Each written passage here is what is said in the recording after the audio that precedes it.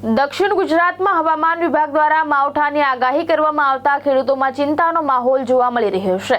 તૈયાર પાકને બચાવવા ખેડૂતો યુદ્ધના ધોરણે ડાંગર સૂકવવાની કામગીરીમાં લાગી ગયા છે।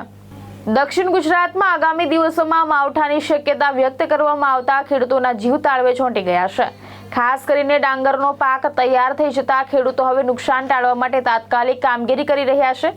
સુરત જિલ્લામાં અનેક વિસ્તારોમાં ખેડૂતો રસ્તાઓ પર ડાંગર સૂકવતા નજરે પડી રહ્યા છે। ખેડૂતોનું કહેવું છે કે જો અચાનક વરસાદ વરસશે તો તૈયાર પાકને ભારે નુકસાન થઈ શકે છે। ઝડપથી ડાંગર સુકાઈ જાય તે માટે ગામડાઓ અને રસ્તાઓ પર મોટા પ્રમાણમાં ડાંગર પાથરી દેવામાં આવ્યું છે। ખેડૂતોનું કહેવું છે કે ભૂતકાળમાં પણ માવઠાના કારણે મોઢે આવેલા કોળીઓ છીનવાઈ ગયો હતો અને ભારે આર્થિક નુકસાન વેઠવું પડ્યું હતું।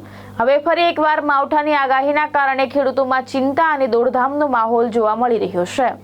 સરકારના વેધર વિભાગ તરફથી હવામાન ખાતા તરફથી 22, 23, 24 ની માવઠું થવાની આગાહી કરવામાં આવી છે। એટલે દરેક ખેડૂત મિત્રોને અપીલ કરવાની કે જ્યાં પણ પોતાની જણસ હોય, પોતાનો પાક રાખવામાં આવેલો હોય એની પર એને સુરક્ષિત જગ્યાએ ખસેડી લેવો અને સાથે સાથે એને વોટરપ્રૂફ તાડપત્રીથી ઢાંકી લેવા એક સંસ્થાના પ્રમુખ તરીકે સર્વે ખેડૂત મિત્રોને અપીલ કરું છું।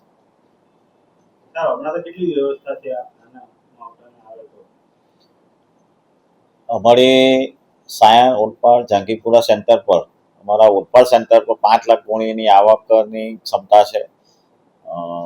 સાયણમાં 1.5 લાખ ગુણીની ક્ષમતા છે અને અહીંયા જહાંગીરપુરા પર 2.5 લાખની ક્ષમતા છે।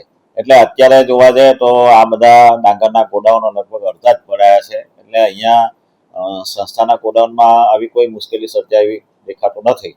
પણ ખેડૂતોને એક નમ્ર અપીલ કે જો ભાઈ હવામાન ખાતાની આગાહીને ધ્યાનમાં રાખીને જો કમોસમી વરસાદ પડે તો આપણે આપણો માલ સુરક્ષિત જગ્યાએ ખસેડી લેવો અને જો ટ્રેક્ટર અથવા અન્ય જગ્યાએ હોય તો એની પર પ્લાસ્ટિકની તાડપત્રી ઢાંકીને એને રાખવા વિનંતી છે।